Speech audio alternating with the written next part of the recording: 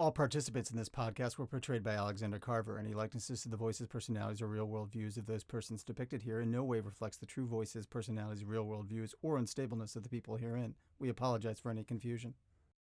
And now, from an undisclosed location somewhere in the bowels of Los Angeles, California, it's Potential Spam with your host, Alexander Carver. Tonight's guest, Dr. Walter Crean, director of the San Diego Zoo.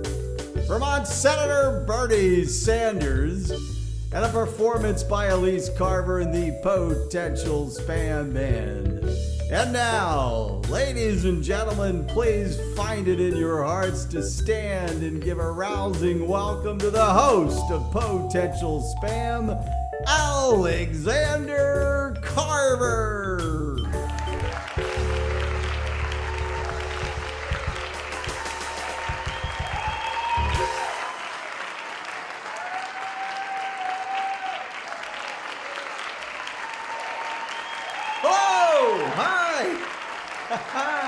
Hello there, everybody.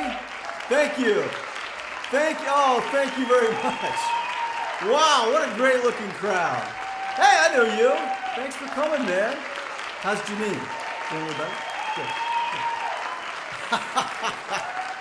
Thanks, folks. Thank you. Thanks so much. Oh, thanks. That means a lot. Oh, man, this is too much. This is too much, people. Please, have a seat. Okay, calm down, everyone. We got a show to do here. Come on. Really, that's enough. Come on, I don't want to have to tell you again. Don't make me come out there. Okay. You're going to make me cry.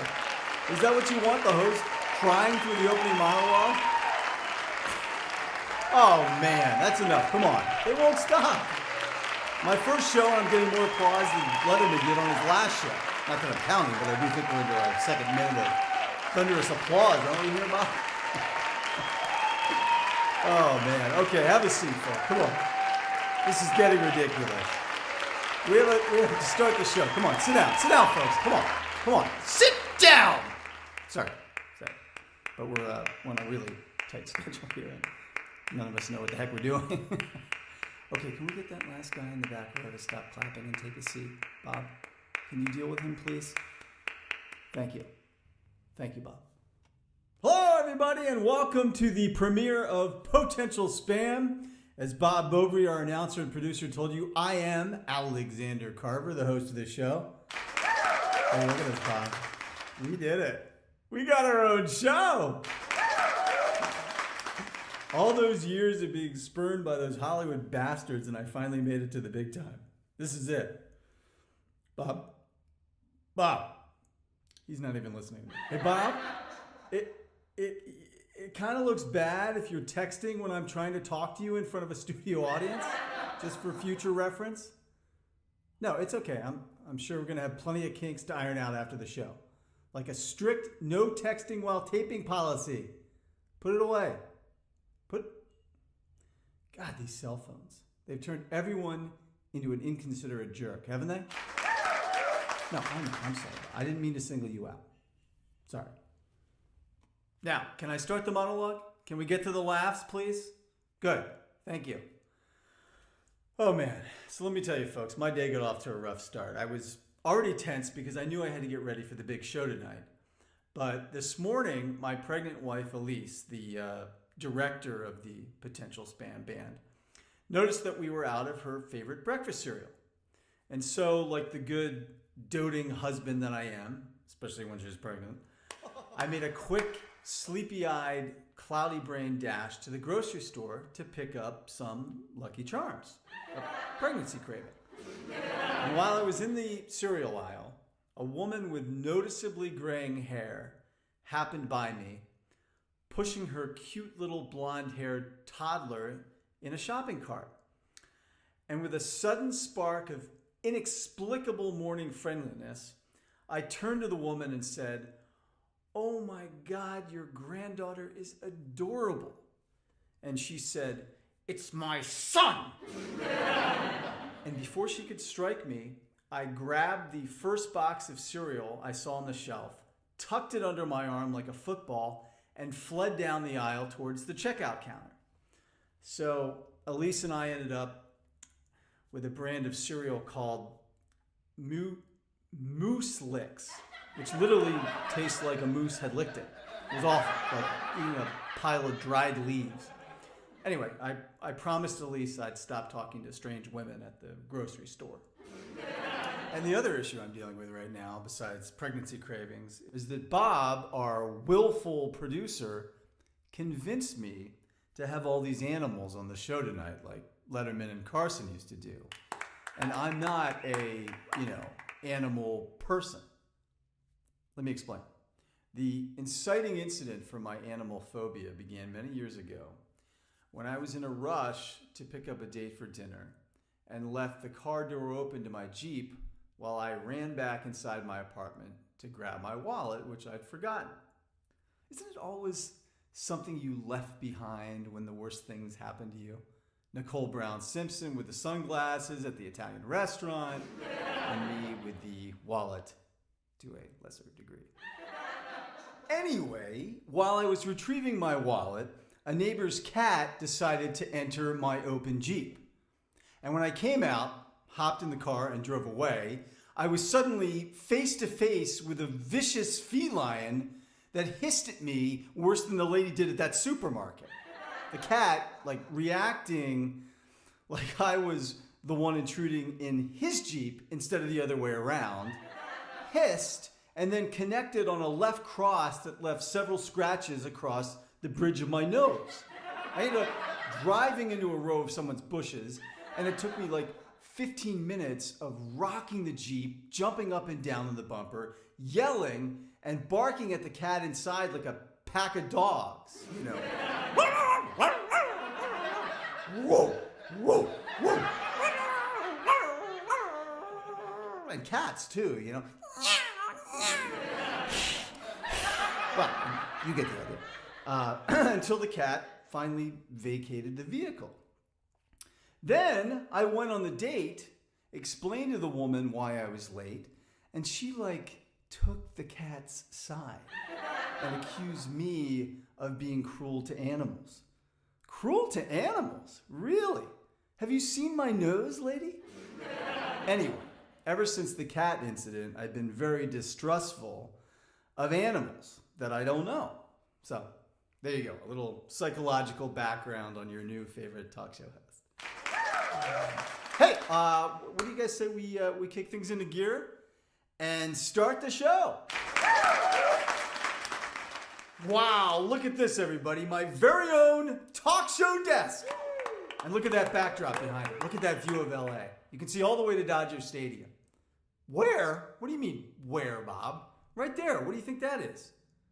Well, of course it's tiny. It's miles and miles away, but it's still Dodger Stadium. Whose side are you on anyway? Jimmy Fallon's? All right, let's try the chair out for size. I love the desk, though. Red's my favorite color. And it's a good red, too. Isn't it, Bob? Not too flashy? New desk, new chair, new show! Okay, Liz, how about a drum roll as I test out my talk show chair for the very first time? Okay. Does it seem a little low to you, Bob? Right, but shouldn't the top of the desk be at my waist? It's halfway up my chest. The problem is that I've always been one of those people with long legs and a short torso, well, I can't think of a good analogy. A frog, yes, thank you, Elise, like a frog. Thanks, honey. Hey, we got a lot of chairs around here, Bob. Can we get me a high chair? No, not a high chair, a higher chair. You know what I meant. Hey, Bob, I'll handle the jokes around here, okay? Now, you see, folks, this is what happens when you don't rehearse. You end up with a low chair. Actually, you know what? Forget it. Forget about the chair. It'll take 10 minutes out of the show to find the right one. This one's perfect. You know why? Because I don't want to be one of those insecure talk show hosts who needs a chair that's much higher up than his guest chair. All right? I'm going to be the only host in the history of late night talk shows that sits lower than his guests instead of higher. I'm going to put the spotlight on my guests instead of me, and show everyone that I'm a confident and courteous talk show host, unlike all the other ones in history. Carson, Letterman, Leno, all of them sitting up on their little mountaintops looking down at everybody. Besides, it's a very comfortable chair. And I'm not hearing any squeaking. Are you hearing any squeaking, Bob? Okay, problem solved. I have my chair. Okay, folks, before we bring out our first guest, I want to take a moment to let our audience in on what we're trying to achieve here at Potential Spam. Our hope is that the show, which as of right now technically is a podcast, is so good that we get bumped up to an actual late night talk show with actual television cameras here in the studio with us. That's the plan. That's the dream for all of us right now. Find a network that's willing to put Potential Spam on the air. But here's the thing, folks. It's going to be up to you, the audience, to tune in and get the word out to your family and friends and at least, 10,000 other people that you meet in your daily lives. So please promote the show on all of your social media platforms as often as you can. Facebook, Instagram, Twitter, TikTok, whatever that is. And Bob, are you listening? Bob, it's going to be up to us. It's going to be up to us to provide a quality podcast that stands out among all the other podcasts out there that captures the imagination of our studio audience, who, let's face it, we've paid to be here tonight, as well as the world at large. And in a relatively short period of time, since we have limited funding for the show, which we've been staked to by an anonymous source, who I want to take a moment right now to thank. Thank you to our anonymous source. How do you thank that anonymous source, Bob? Well, I guess you really can't, can you? But I think I did pretty well. That's fine, I think, right? And I hope whoever they are, wherever they are, they appreciate it.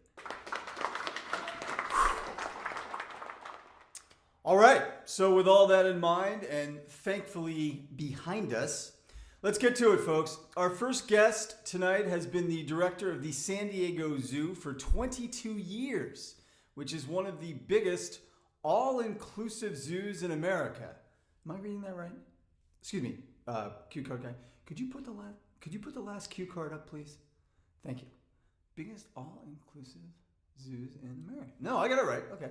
Sounds kind of PC, but anyway, please give a warm but very quiet welcome, so as not to disturb the animals, to Dr. Walter Crean. Walter, come on out here. Oh my God, what an odd-looking creature. Oh, okay. Keep him right there. Good God, just keep him right there. All right. Gosh, that's a long leash. Isn't that seems like a very long leash. Should it be that long? We got audience members and me, obviously. Oh, man. God, that gave me a heart attack. Okay, doctor, let me guess.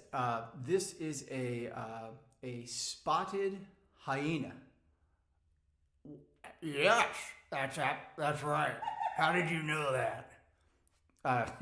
I cheated. One of your assistants backstage told me. Whoa, listen to that. Oh my God. So doctor, this is what you would call a laughing hyena. Is that correct? Yeah. He's a laughing hyena. He keeps all the animals at the zoo up at night.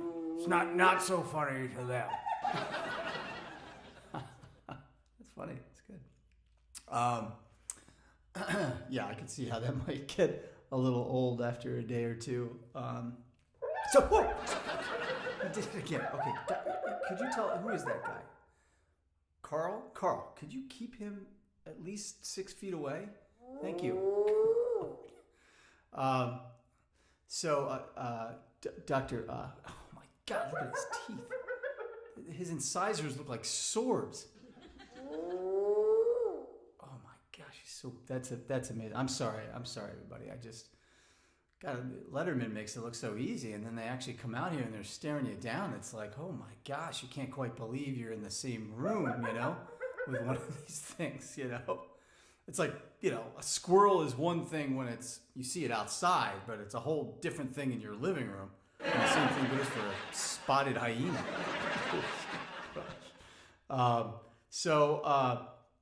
Anyway, what are their, God, I'm sorry, he's staring me down. He really is scaring the bejesus out of me. I'm sorry. I have a whole list of questions and I don't even know where they are right now.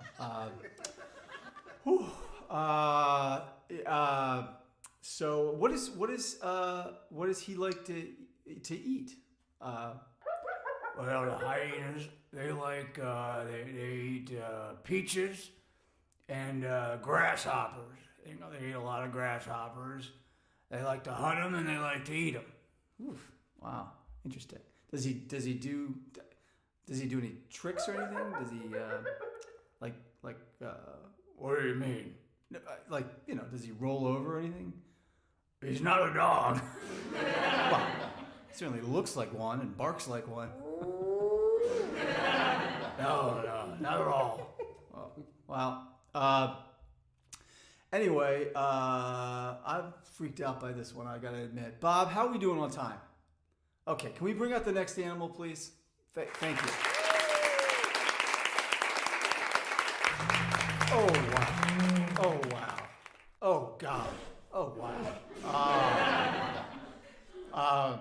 So, doctor, is this a grizzly bear or a black bear? It's a black bear. No, it's a grizzly bear. I'm sorry.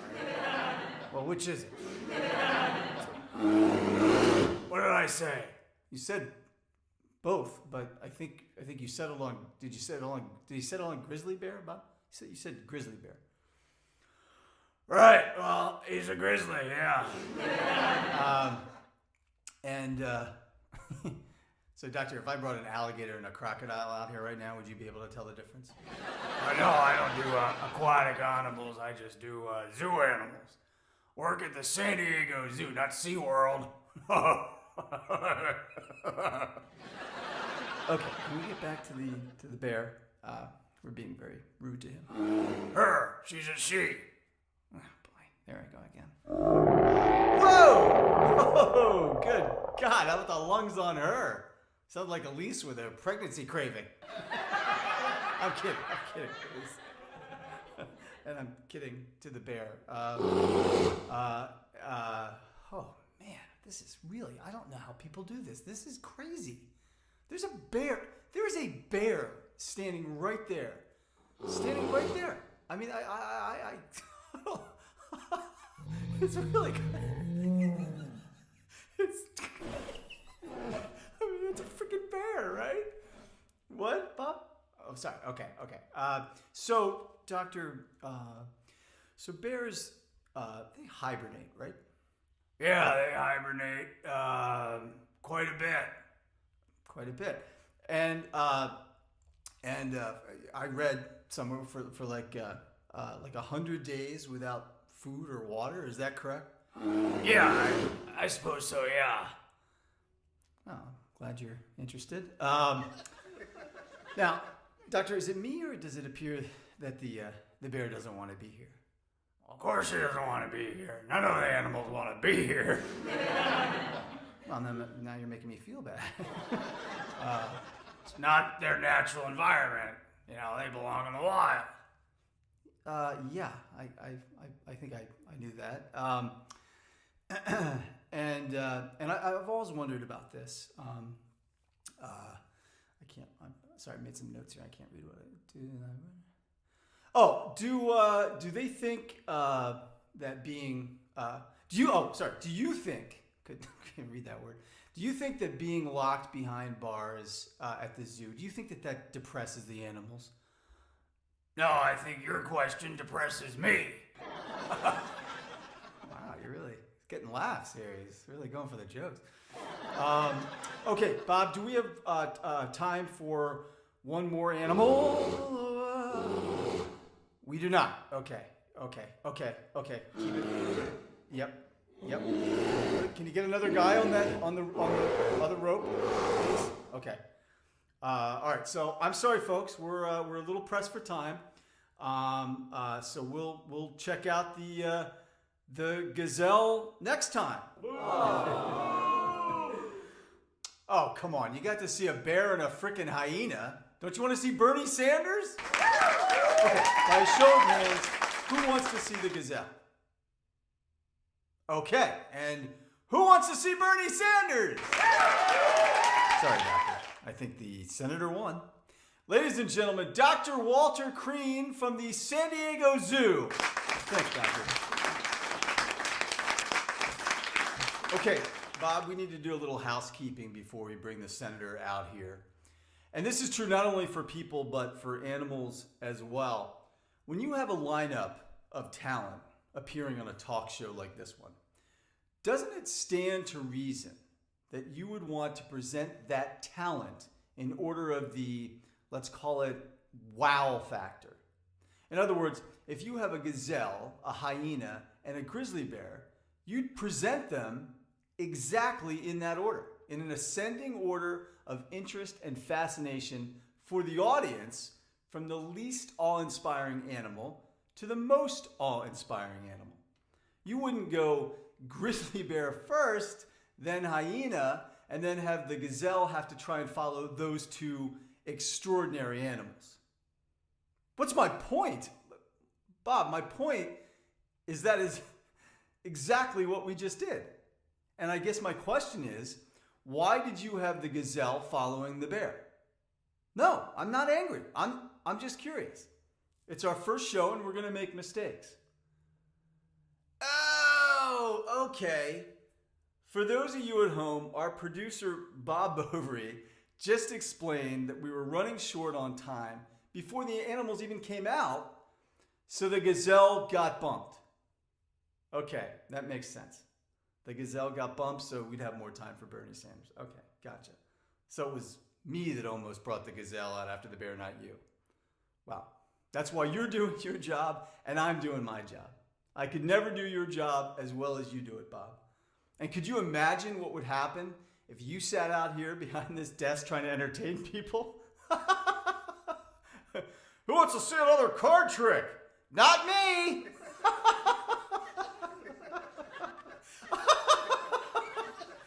Anyway, thanks, Bob. I'm sorry I questioned your judgment.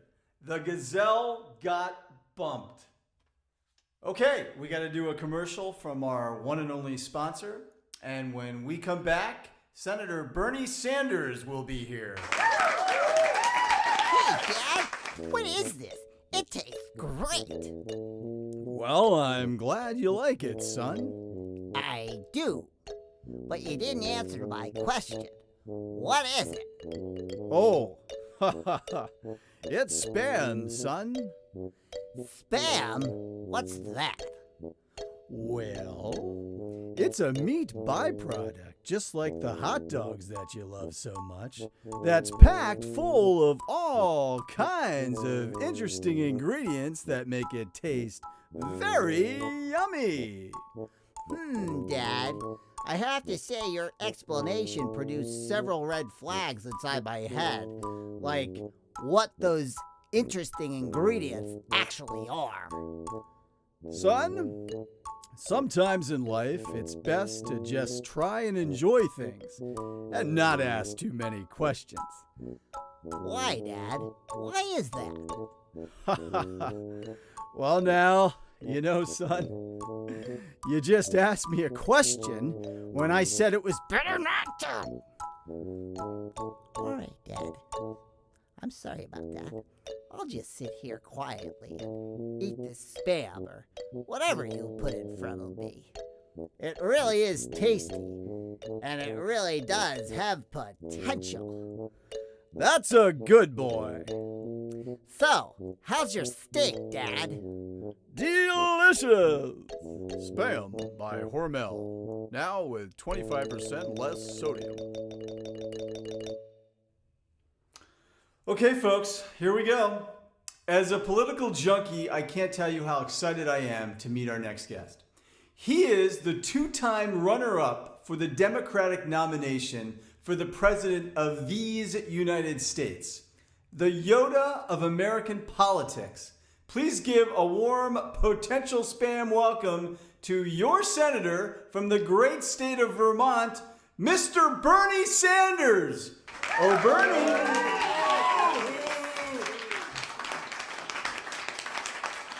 Hey, Bernie, have a seat. How you doing?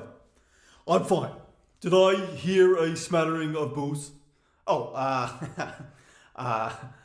possibly. A small faction of my family are here that don't share your politics. So yeah, that was probably them. I'm sorry about that. It's okay. I actually welcome the animosity. To tell you the truth, I'm getting a little tired of sycophants everywhere I go. So you prefer psychos to sycophants? Yes, I do. Now, Is it my imagination, or is your chair sitting significantly lower than mine?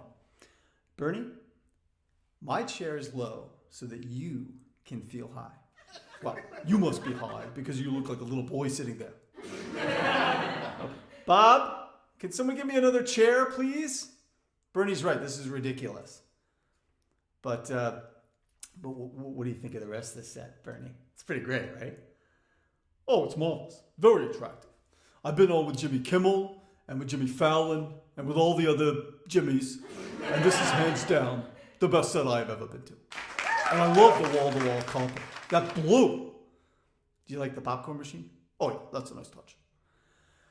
And how about the fully stocked bar in the green room? Did you partake in a libation before you came out here? Well, if by libation you mean a cocktail, yes I did. I partook. And which cocktail did you partake in? Oh, I had a vodka gimlet, and this is a whiskey sour. Oh, yeah. All right. That's what coffee mugs are for, stowing away alcohol, right? Okay, here comes the chair. Let's see how this one works out. Oh, yeah, this one's much better. I can see the audience now. It's much better for you. You're hovering over me like a dinosaur. I'm gonna get a stiff neck. How's the weather up there, Mr. Talk Show host? Well, it's true. We'll have to find a chair that's more in the medium range, but for now, I guess this will do. Hey, I don't mind. If lightning strikes, you'll be the one that gets it, not me. But I gotta say, Bob, I feel like a much more serious person now who can ask more serious questions. And let's start with this serious question. Bernie, is America dead? In what context? Well, is the dream that was once America, is it dead? Wow. Way to bring it down, Alexander. Did I just hear a motorcycle? Yeah, I think it's that we have a little problem with there's a road not far from here. Okay. I thought I heard something and I was wondering. Sound like a motorcycle. Yeah. Let me ask the question again. Bernie, is America dead? Yeah, I remember the question. You didn't have to ask it. Well, all right. All right. This is live, so if you could. Do I think America is dead? No, I do not think America is dead. But I do think it has stage 4 cancer with a bad case of diabetes thrown into the mix. And dementia, because let me tell you something. Many of our citizens appear to have forgotten what an authoritarian government can do to defy a country's freedoms. No, maybe that's a little bit talking. I don't. Well said. Okay, now we're going to open up the questions to the audience. Does anyone have a question for the senator? You, sir, right there. Do you have a question for Senator Sanders? No, not you. I was pointing at the guy next to you with the mustache and the Harley t-shirt. Do you have a question, mustache guy? You do or you do not? You do not. Oh, jeez. Okay, then go ahead. The guy next to the guy with the mustache, the original guy who I didn't point to. Go ahead, sir. You what? You forgot your question. Sure. All right, Bob, we should have had these questions assigned beforehand. Can you write that down? How about this lovely young lady here in the orange dress? All right. Bernie, I'll call on people, but yeah, okay, her. Could we get her a microphone, Bob? Quickly. Hi, what's your name and where are you from?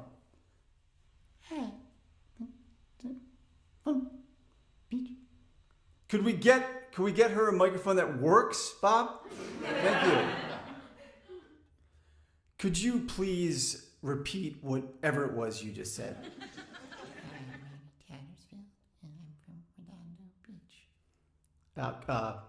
Could you speak up, Mary? We can hardly hear you.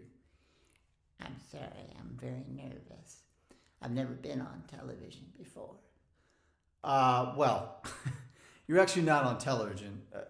I think I covered that. You're on a podcast, so no reason to be frightened, Mary.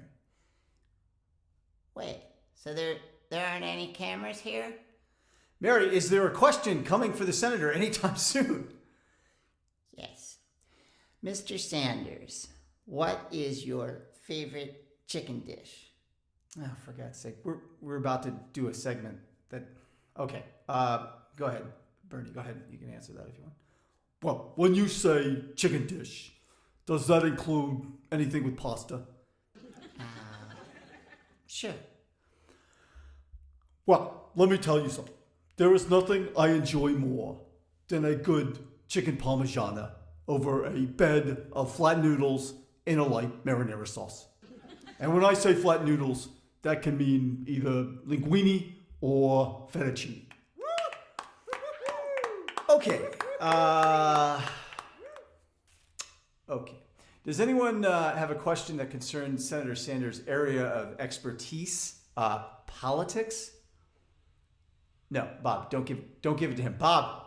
Oh God. Okay, Uncle Bill, what's your question? Hello, Uncle Bill. I love your fashion ensemble.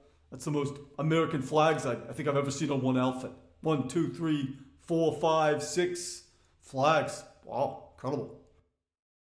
Senator Sanders, you speak out all the time about everything you despise about Donald Trump.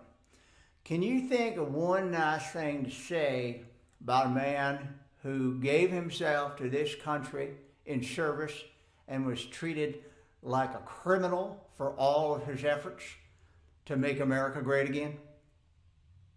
Sure. I actually love his signature red tie. It's a wonderful fashion statement. And I think it's symbolic of his long red devil's tongue and all of the lies he spewed into the consciousness of the American people. Thank you for your question, Uncle Bill. Now listen here, old man. Okay, thanks to the audience for their questions. Grab the mic, Bob. Grab the mic. Nice. Yeah, well, your mother slept with Fidel Castro. My mother's dead. Why don't you come down here and say that to my face? Bernie, Uncle Bill. Guys, calm down. Why don't you come up here and say what you said about Donald Trump? I'd be happy to.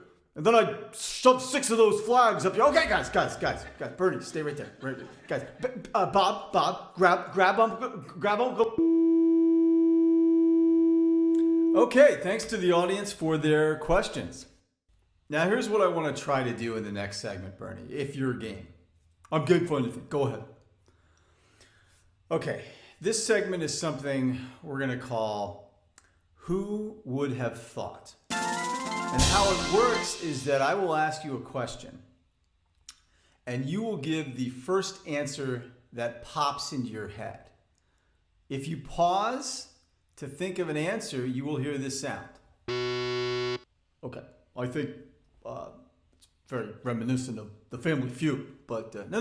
This is, well, maybe, yeah. Yeah, well, I guess it is, yeah. Okay, you ready? Here's the first question. Name a food that does your body bad. nachos. A person you'd like to punch in the nose. Donald Trump Jr. Not senior? Oh no, get the kid first. A celebrity crush. Lady Gaga. Wow, who would have thought? Actually, can I change my answer? Mustard or ketchup? On what? Mustard. A place you go to be alone. The bathtub. Wow, you're a bathtub guy, not a shower guy? I am a bathtub guy. As Winston Churchill said, why stand up when you can lay down? Okay, give me another celebrity crush. Streisand. Barbara Streisand. The great Bernie Sanders, ladies and gentlemen. Thank you so much for being here, Bernie. No one told me that I wouldn't be in the cameras. Oh, I know. Isn't that funny? We'll be right back with Elise Carver and the Potential Spam Band.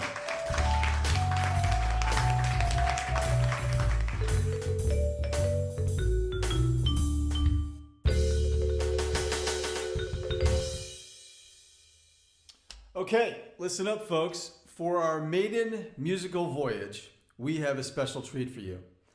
I've actually been talked into sitting in with the band on vocals, performing a duet with my wife, the very pregnant Elise Carver. Now, the song she chose is a special one that she and I wrote together for our wedding 4 years ago, which she performed for our family and friends, along with my friend Daniel Pruitt, because I got too drunk to perform. What? Well, yeah, perform in that way too. Thanks for asking. I appreciate it. Now, if you would, please help me welcome Elise Carver and the Potential Spam Band singing The Roads of Your Life.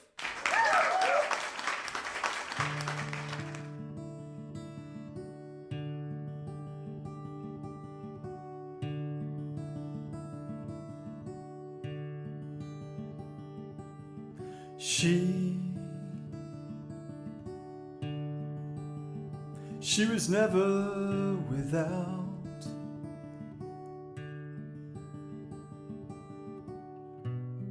someone to keep her company and tell her girlfriends about. He was fine on his own.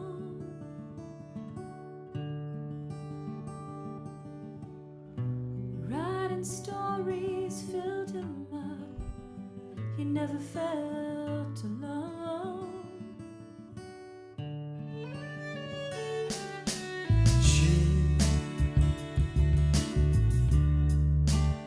She gave Jay a try.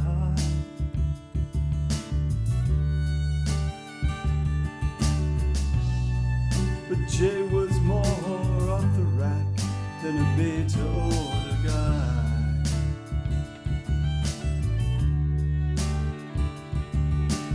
He met a rich girl.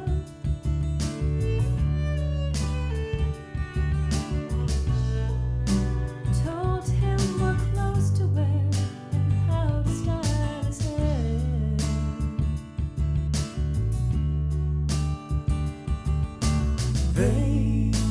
They watched the years quickly pass.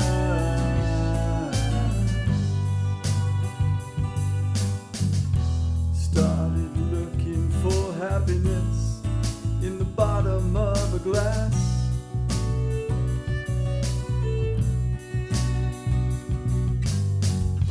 Started looking for happiness in the bottom of a glass.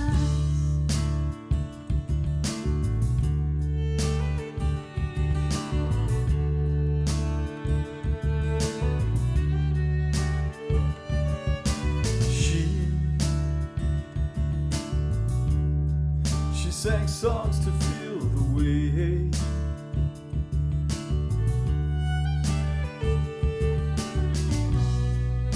The way she wished she felt when lying there with Jay.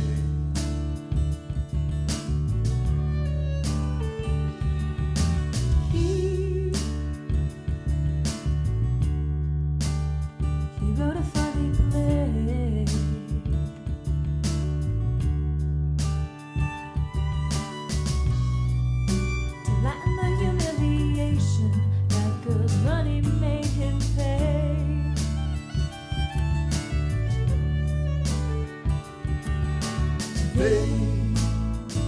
watch the years quickly pass.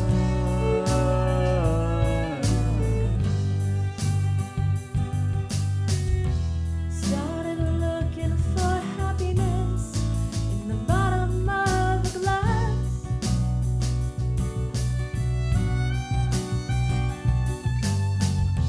Started looking for happiness in the bottom of a glass.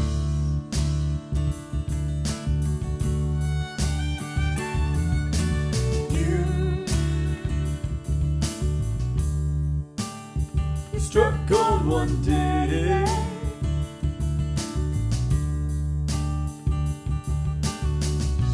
When all the roads of your life And all the roads of your life led me away.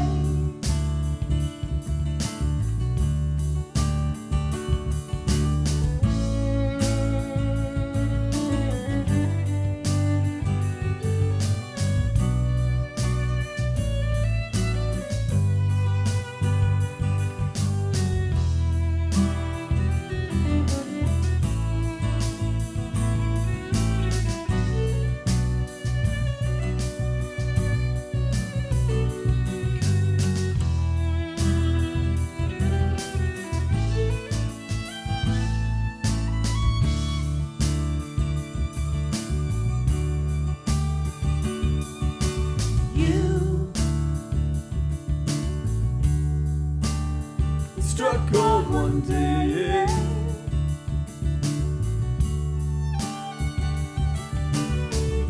When all the roads of your life all the roads of your life led me away. Led me away. Led me away. Led me away.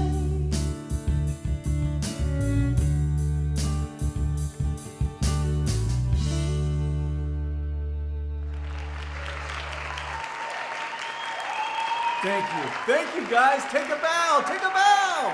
That was wonderful. What a talented woman I married, right, Bob? Thanks, Elise. Not bad for a pregnant woman. We'll be right back, folks. Oh, that was wonderful. Was I okay? I thought I heard someone laughing in the audience. Well, we did it, folks. Our first show is in the books. Now, here's what you have to look forward to on our second podcast. On the show, America's top 3 bird callers will be here to introduce you to their unique talent. And our special guest will be none other than legendary screen actor Keanu Reeves. Oh, come on. Don't be sad. Just come back. We have limitless seating. Trust me. Come back, all right? Keanu will be here to talk to us about the craft of playing dim-witted characters.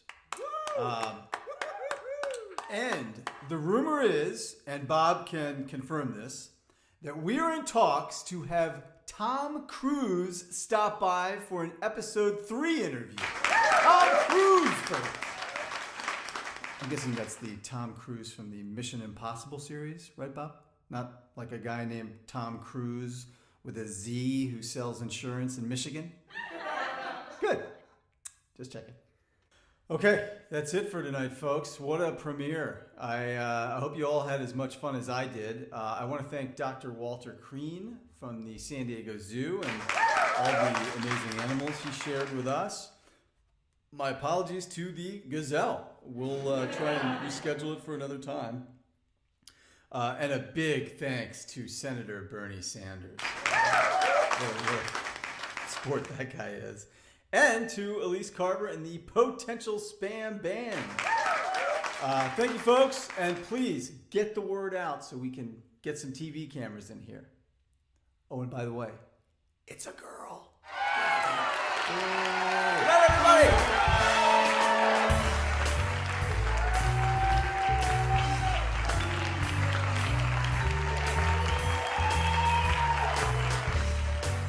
We repeat, all participants in this podcast were portrayed by Alexander Carver. Any likenesses to the voices, personalities, or real-world views of those persons depicted here in no way reflects the true voices, personalities, real-world views, or unstableness of the people herein. We apologize for any confusion. You got it? Good.